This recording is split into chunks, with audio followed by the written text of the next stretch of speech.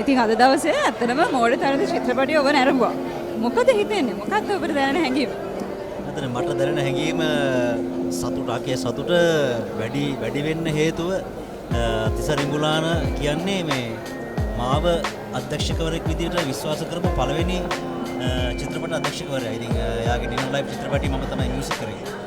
ඉතින් ඒක දැන් ඉවර කළා අවුරුදු 17ක් 16ක් විතර වෙනවා. ඉතින් ඒ ෆිල්ම් එකේ හිටපු සමාජිකයෙක් විතර මේක බලද්දි ලොකු වෙනසක් දැනෙනවා. මොකද ඒ කියන්නේ තිසර කියන්නේ හැමතිස්සෙම මේ සම්මත සමාජයේ නාඩි අල්ලගන්න පුළුවන් සහ සම්මත සමාජය ගැන නිතරම මේ වෙනත් ඇහැකින් දකින්න කැමති කෙනෙක්. ඉතින් මට ආපහු ෆිල්ම් එක බලන්න ඕනේ කියලා හිතෙන තරමටම ෆිල්ම් එක මරු.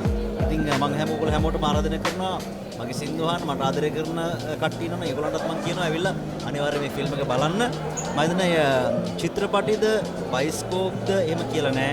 පුටුවේ වාඩි වුණාම අපිව වෙන ලෝකයකට අරන් යන්න පුළුවන් නම් ඒක තමයි ක්‍රියේෂන් එකක් කියලා කියන්නේ. ඉතින් මෝඩ තරග විතර තියෙනවා. විශේෂයෙන්ම මම සුබපතනවා මේ ෆිල්ම් එකේ මියුසික් කරපු දිනේෂ් කමගේ. එතකොට සියලුම දෙනාට මම හිතන්නේ සියලුම දෙනාට මම හදවතින්ම සුබපතනවා.